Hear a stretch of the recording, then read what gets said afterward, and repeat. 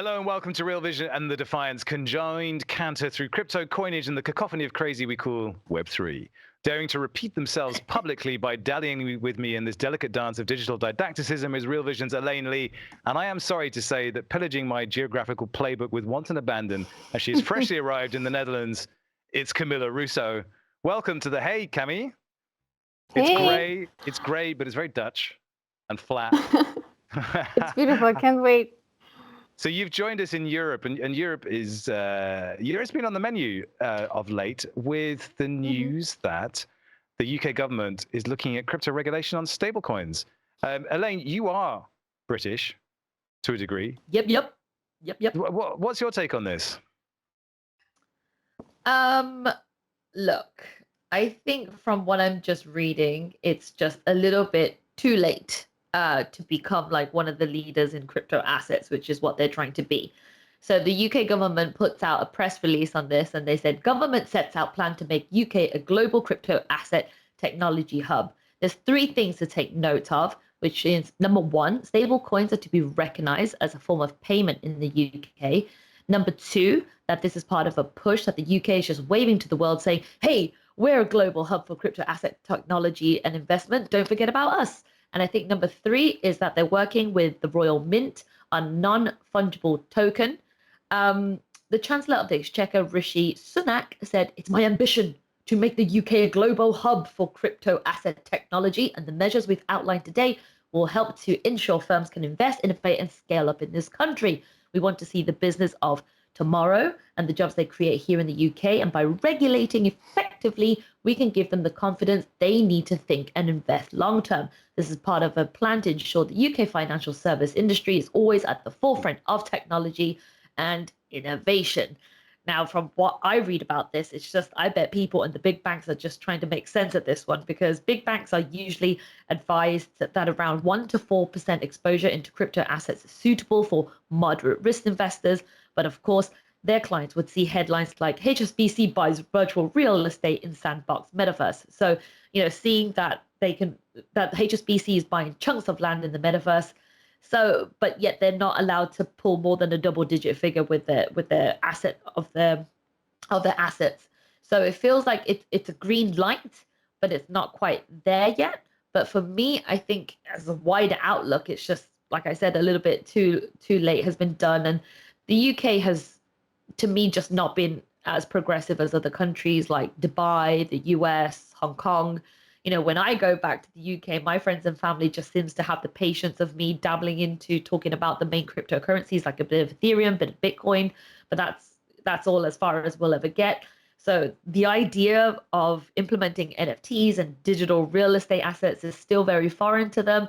But don't get me wrong, you'll probably find the one or two who are interested, and basically that's your topic of conversation at the pub sorted out for the night, really, isn't it? So that's how I see it. Cami, how are you reading this one? Well, I think it's pretty it's good news. I think it's a good approach to crypto.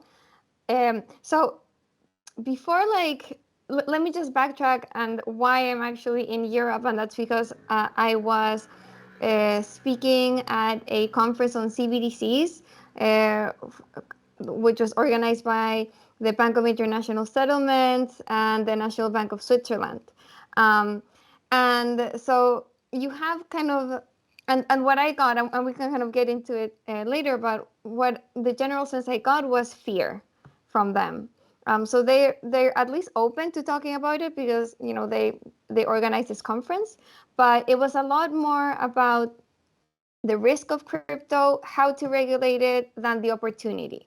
And at the same time, from the EU, I think we talked about last week, is this initiative to regulate non-custodial wallets and enforce kind of KYC on entities transacting with the non-custodial wallets, which is a huge blow to DeFi, of course. So we have kind of that going on in the backdrop, and then the UK comes out with this kind of pro-crypto regulation, or at least bend, and so I don't know, maybe it's kind of the UK standing on opposite sides to the EU on kind of its take with crypto. I don't know, but I think kind of this approach of embracing what is native to the cryptocurrency space, and what's already thriving and flourishing, which is stablecoins, is a good move, rather than trying to kind of co-opt it, co-opt crypto, which I think is kind of what CBDCs are. Like they're trying to make like a digital currencies happen, but without actually embracing blockchain technology and what's native to the space. So to me, kind of that's the wrong way about it. But actually kind of regulating and making stable coins a part of the economy sounds really positive to me. And then the Royal Mint creating an NFT is just like, I don't know, it's just like one more on the bandwagon. It's like one more for the meme. I think that's just like, just like to give it a little bit more of like a PR spin to the news. But I think kind of the actual good news here is the stable coins being regulated and adopted and allowed, because that's kind of what central banks and the banking industry is usually the most afraid of, stable coins, because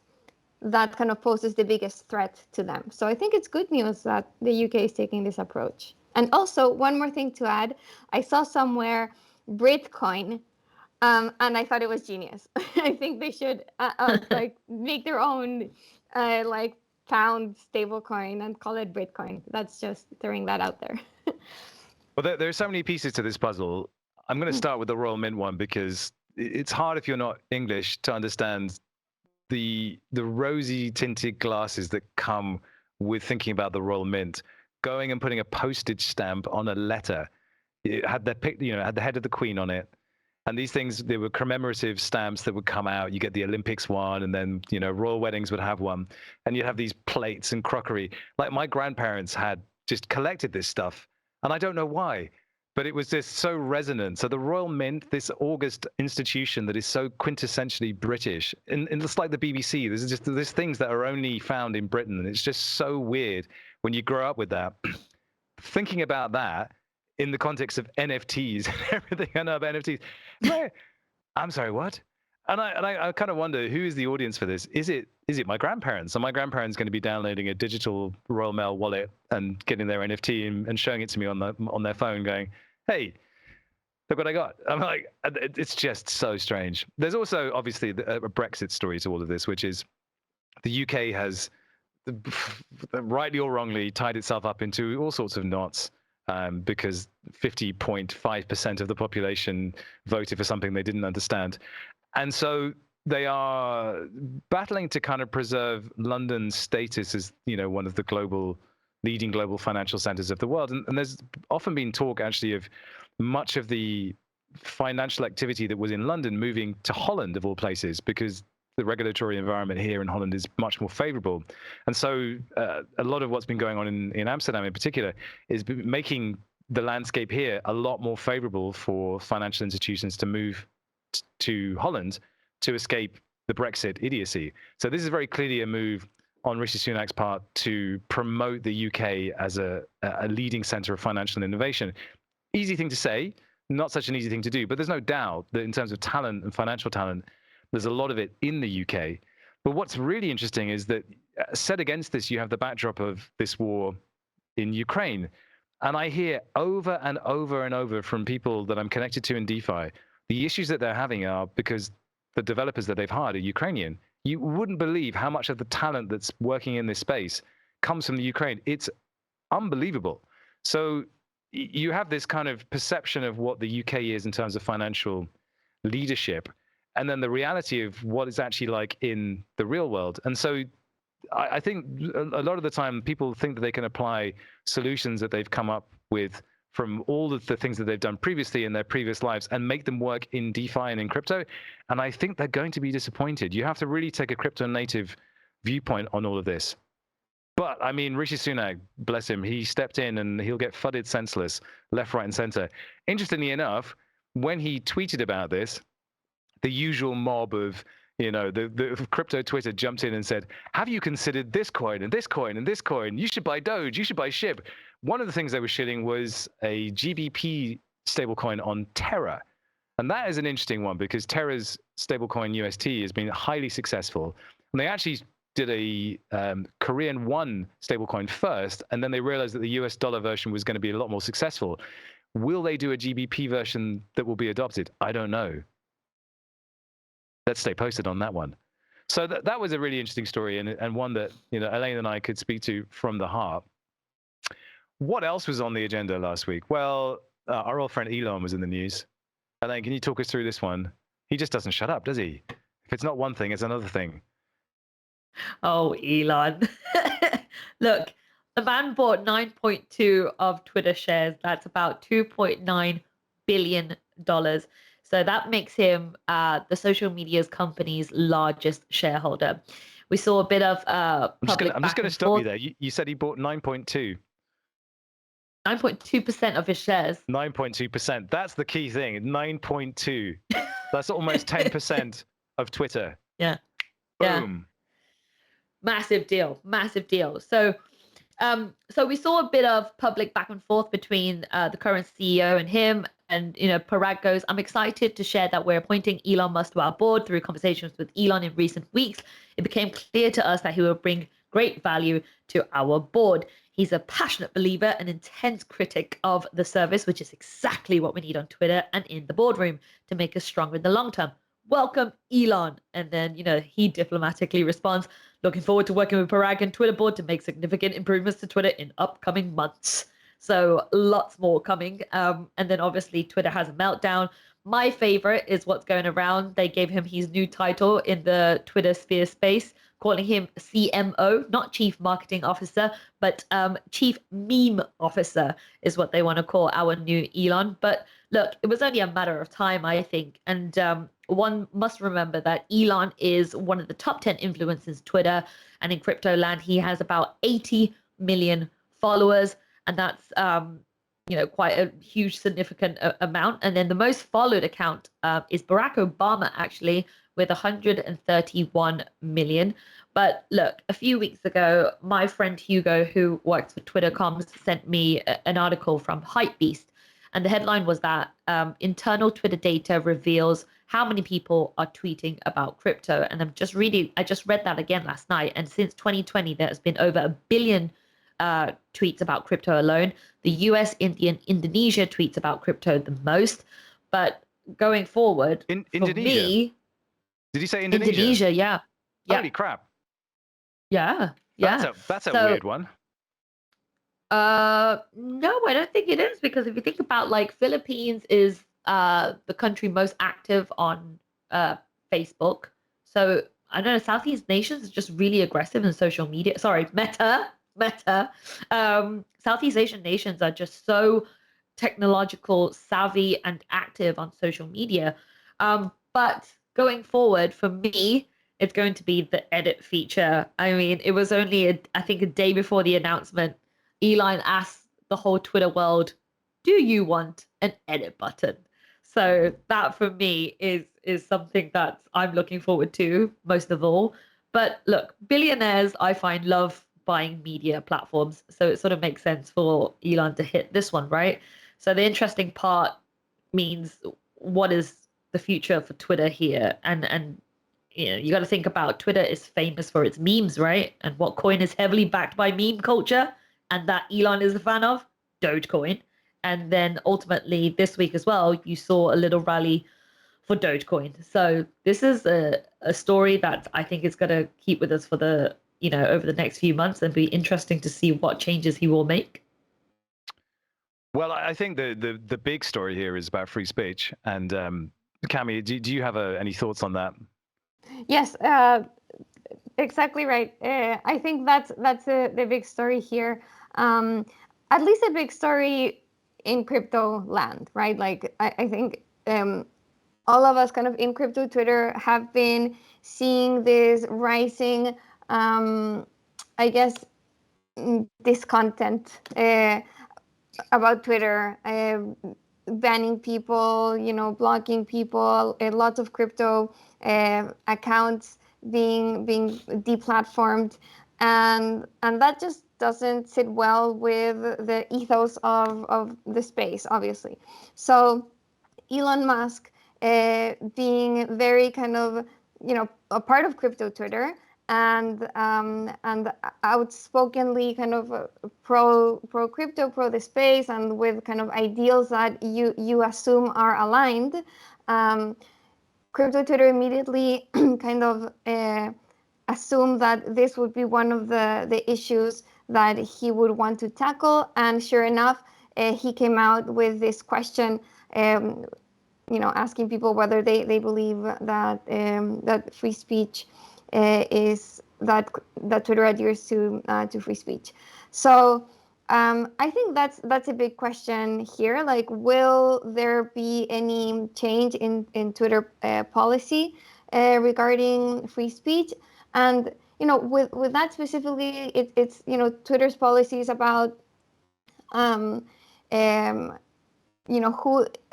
it allows to use its platform, what people can say.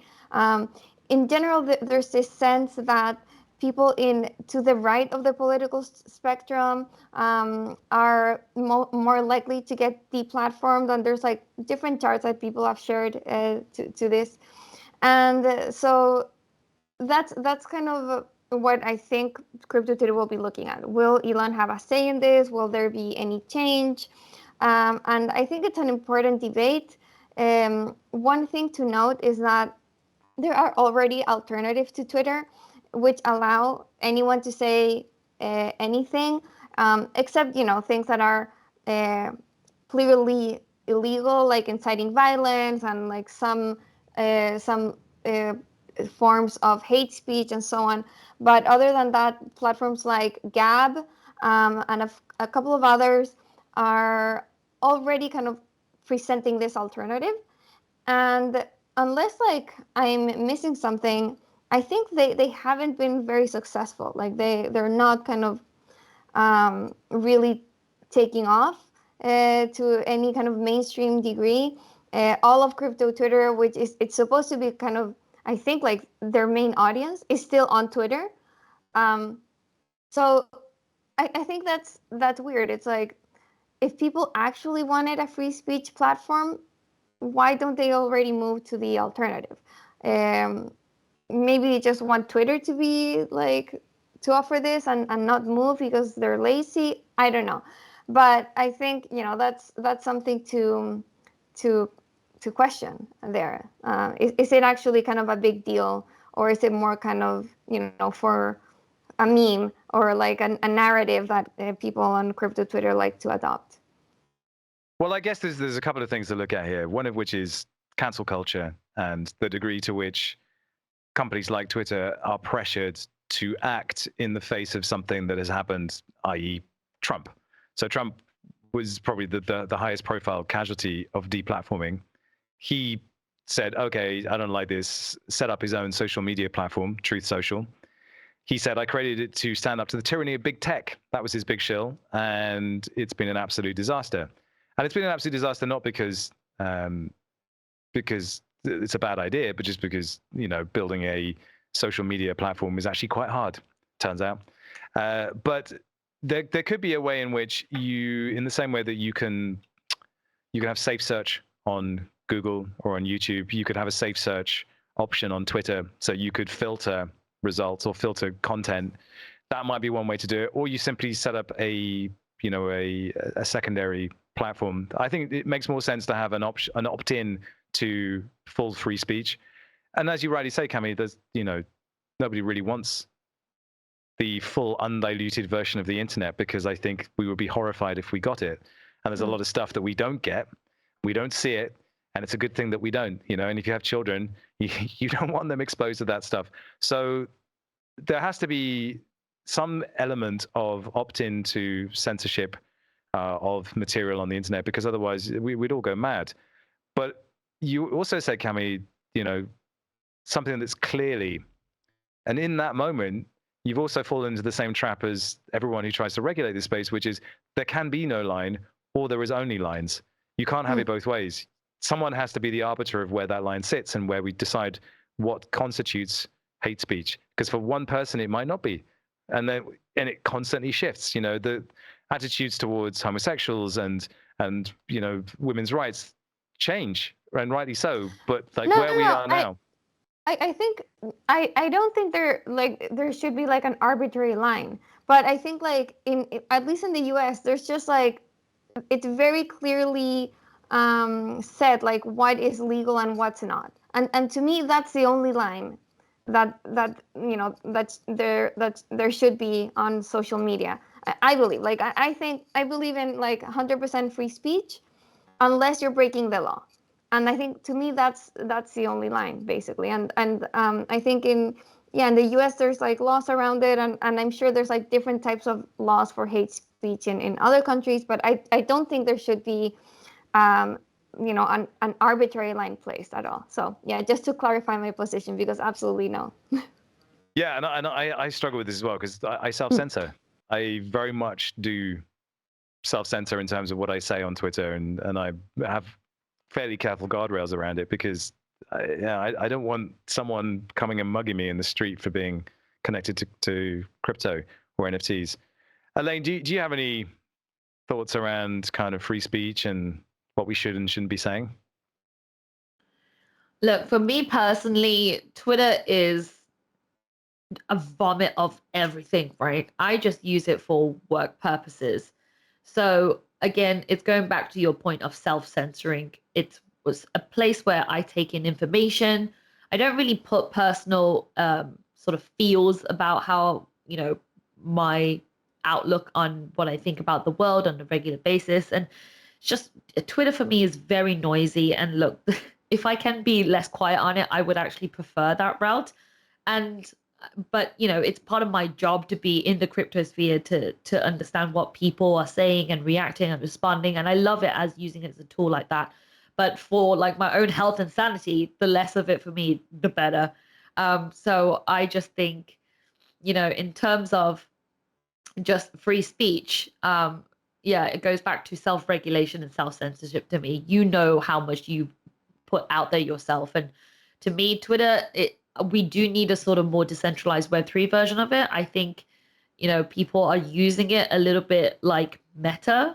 So if I'm not there taking crypto information from it, I'm not really a fan of using it, because I see people sometimes using it as they're giving me their Facebook feed or Meta feed or whatever you call it, which I'm not really a fan of. Like, if I can cut out from Twitter, the less of it I use in my daily normal life outside of the 40 hours I put into crypto, the better health it is for me, I think. So the final backdrop to all this is that Jack Dorsey, the founder of Twitter, famously came out against Web3 not so very long ago, claiming that it was completely owned by VCs now.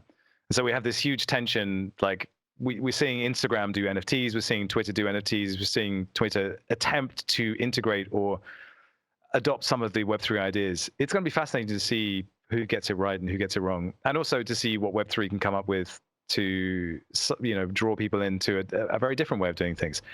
Now, when we talk about Elon Musk, we of course talk about SpaceX and we talk about Tesla. And Tesla made news this week in our space for basically using MakerDAO as a lender for a pretty substantial real estate deal. I wonder if you could talk us through this one, Cami, because there was a cool story.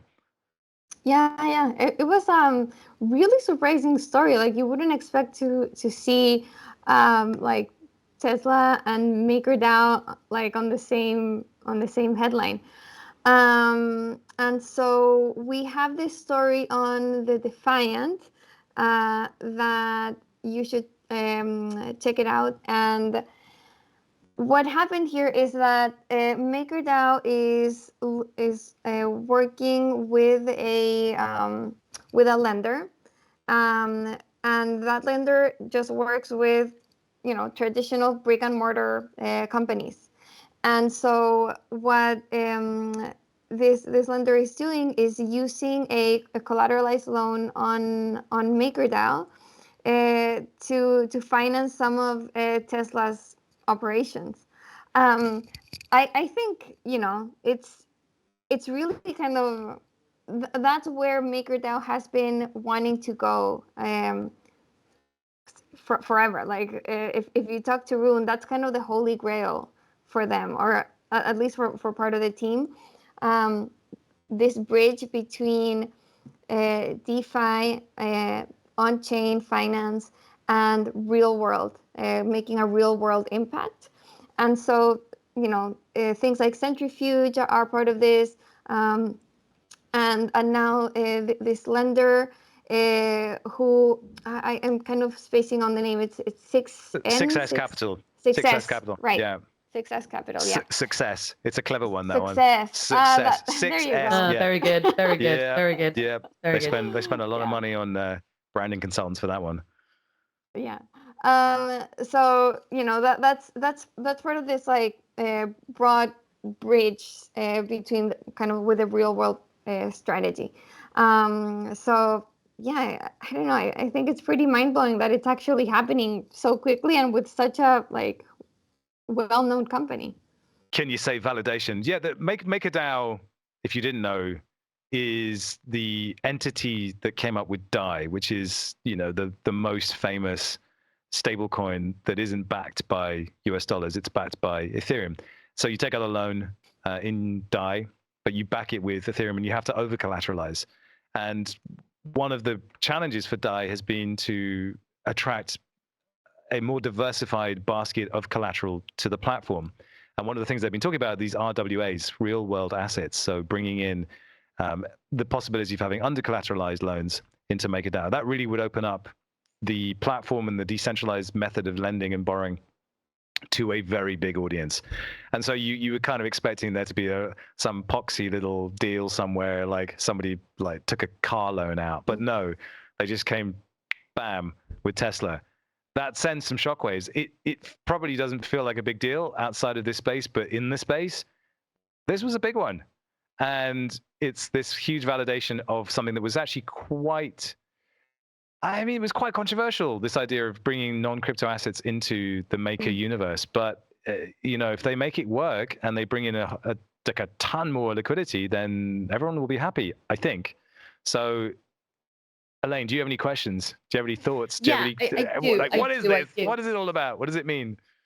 Like, honestly, before actually logging on to the Defiant today, I don't know who MakerDAO is, but for me, just Satan. I don't care. I'm gonna say it. There's so many Satan. DAOs, in the space. But This for is me, the OG DAO. It's like okay. Yeah, Okay, it's the backbone of DeFi. It's Got a it, got central it. bank of DeFi. Okay. Okay, got it. Continue, Mother continue. of all DAOs. No, but she's not wrong. It really is. And the DAI Yeah. stablecoin is the mother of all stablecoins. It really No, is. this is good for you guys to tell me that Absolutely. this is what it is. But for me, it's just like it just makes me realize who advises Elon Musk in this blockchain space. There must be a secret team in Tesla talking about this kind of stuff. Because just think about the week that Tesla has had. So this is happening and Twitter is happening. I do wonder who is the team that consults Elon and blockchain. That's what got me thinking about the space. I'm pretty sure Elon DYORs himself, because he's a very famous autodidact. He'll if there's a problem to be solved, he'll go and learn how to solve it himself. He's famous for that. So I suspect he does it all himself. I don't know what you think, Cami. All Yeah, himself. no, I think that I don't think this was like part of this like blockchain strategy necessarily. I think, it's this kind of company, okay, Success Capital, who is, probably one of many vendors for Tesla, or like many counterparties that work with Tesla. They probably offered good terms on their loan, on their, financing deal. It was the deal is worth 7.8 million.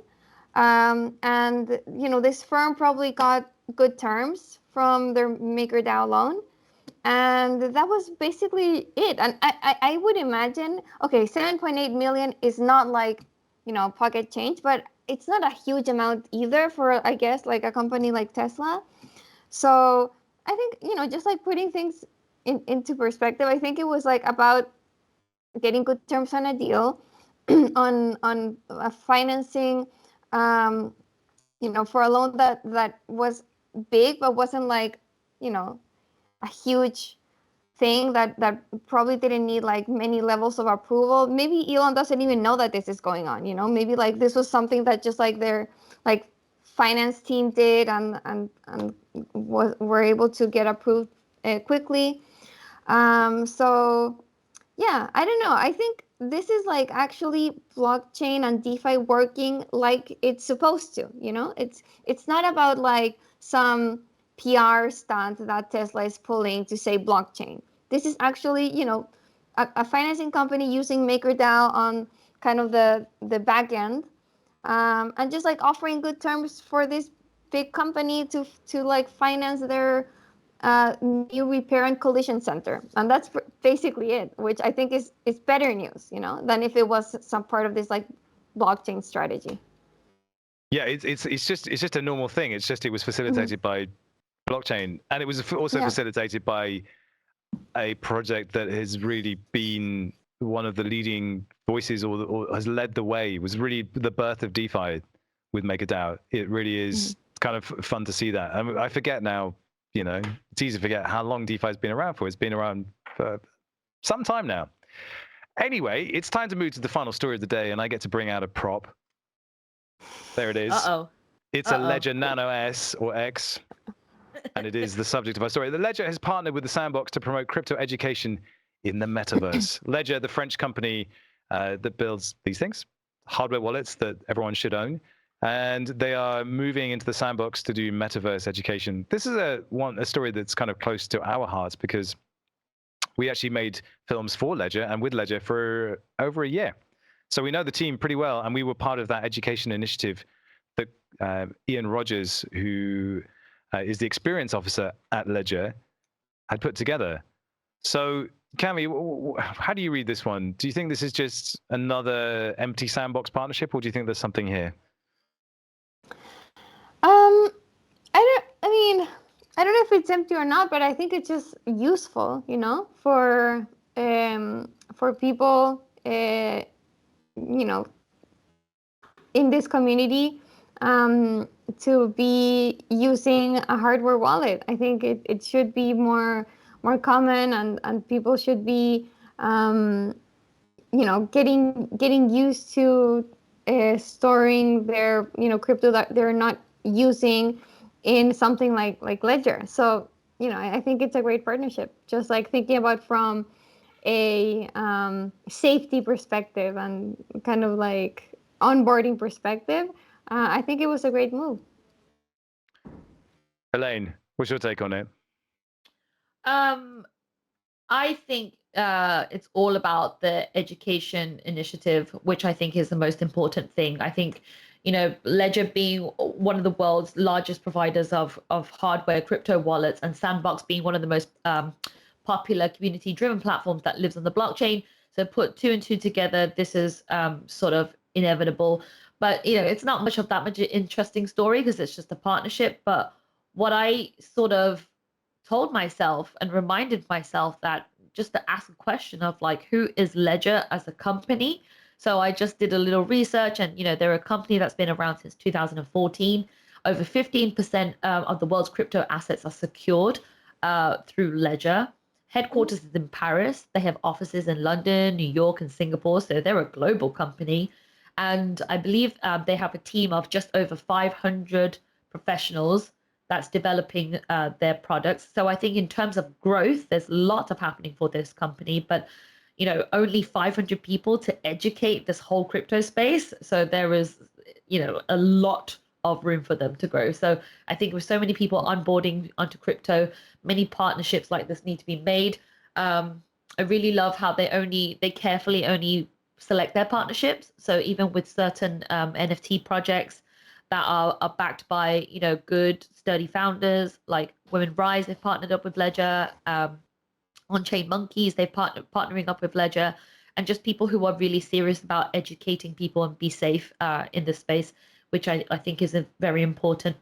But yeah, I've kept up with Ledger just over Twitter Spaces, and they have their office hours, which is like an open line for anyone to to basically reach out to how on earth you use this, because I remember the first time I set up my ledger, it was a really painful experience. It took me actually hours just to get things right because you have to be so careful about it.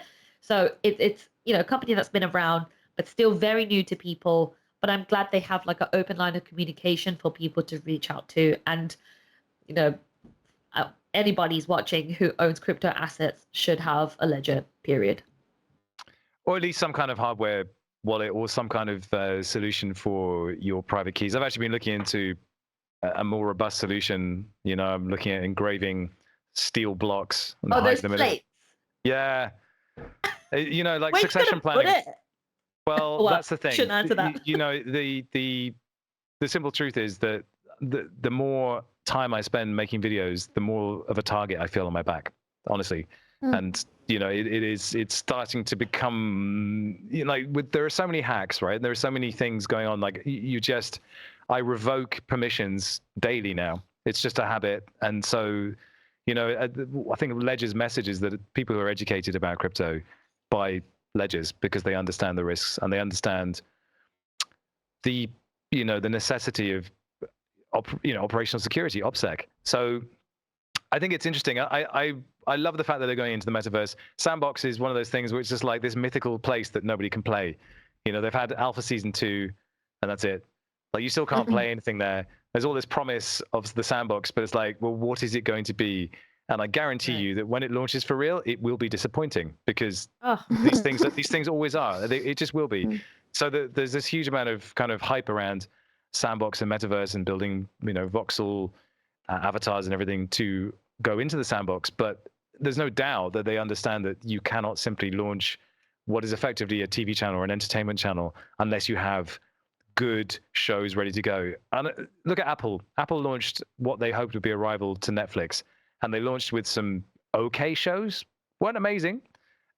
Now they're starting to see some really good shows, but it's taken 2.5 years. And this is Apple, who have more money than anybody else on the planet to get it going. So Sandbox have a huge challenge in front of them to create an entertainment context that people will hang around in and forgive them for the teething troubles that they'll have. But there's no doubt, we're also looking at Metaverse. How do we entertain people in the Metaverse? How do we educate people in the Metaverse? And I think one of the lessons I learned from the partnership with Ledger was that they care immensely about this. They want to give people the best experience possible. They're also libertarians. They're French. They don't give a fuck. They're like, they told me a story about this phone that they were creating for the protesters in Hong Kong. Like this is just a secret skunkworks project. They were building a phone that would allow them to operate without getting arrested. There's so many things about Ledger you just don't know. You just see this little kind of shonky USB stick. But no, there's some they're about as Web3 as it gets, even though they may not look like that from the outside. So they're legit. Yeah, no, they're legit, and I'm happy that we still, as a company, the Defiant, we still have some contacts and connections with them, and we're still hoping to work with them at some point in the future because it was a good experience. Go watch School of Block. Yeah. So very good. People still kind of say, oh, like you should keep doing videos. Like that's kind of what really helped me get into crypto. Like I'm still getting those comments about School of Block. It was a really good one. Anyways, yeah. What's you School of go Block? watch it. So you It's don't a even partnership it's really great. It's on our YouTube and their YouTube, Ledger's YouTube channel, and it was this partnership we had with them, where kind of Robin was the face of this really great educational content produced together with Ledger.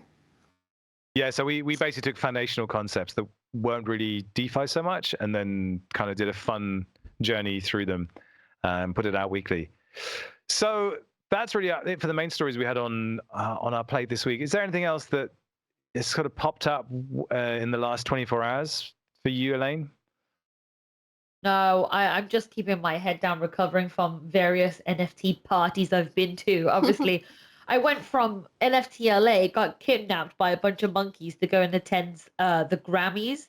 So I was at the Grammys. You went to the Grammys? Oh, that's so fun. Well, not into the actual Grammys, but the pre and post parties. I was definitely down for those. So basically, I was invited by Unchained Monkeys and also they were part of One Of, which is the official company to partner up with the Grammys for the next 3 years to make NFTs for the Grammys. So they're building this on the Tezos blockchain, which is much more cheaper and affordable. So yeah, One Of is basically partnered up with the Grammys to make NFTs. And you saw Trevor Noah make the joke on stage when he was like, "Oh, from the pandemic, people are buying monkey pictures." So it was just great to see some of those communities actually applying in real life events through NFTs, and there were just great communities. And Steve Aoki, who is such a massive voice in the community, is just just really putting NFTs into the whole music scene. So that was really interesting for me to see. But I'm definitely recovering from that. There's a cream for that, fun. Maybe that's what we should do. The Defiance anti-NFT cream. If you get a rash from hanging around Crypto Bros too much, slap this on. On my radar, Oh my goodness. Treasury Secretary Janet Yellen's going to deliver her first speech on crypto today and call for a comprehensive policy framework. Oh, wait, what happened? Wait, I thought Biden had already done that. There will be another comprehensive policy framework in the U.S.? Yeah, On. Yellen speaks will be the new China FUD. This is it. God. Yeah, this is the new China FUD. Okay. Right here. All right. Maybe. Okay. We'll discuss it next week, I guess. Let me ask you guys this: what havoc and mischief are you two up to? Like, what are you gonna get up to? Are we gonna see Camila in some videos this time? Oh yeah. You bet. She's gonna be the angel of truth in a video that we're making. You think I'm lying? Ooh, love that. I'm not. I'm not. I'm excited. The angel Good luck, of alpha. Cammy. Good luck. Also interesting news that Sweden is testing the e-krona and is worried about privacy. Well, duh. That's it for this week. Elaine, thank you so much for joining me. Cammy, thank you so much for coming to my beloved country. I'm looking forward to having a drink with you tomorrow evening. Fun, guys. That was it for this week. It was Real Vision versus Defiant. We'll see you next week. Bye, guys.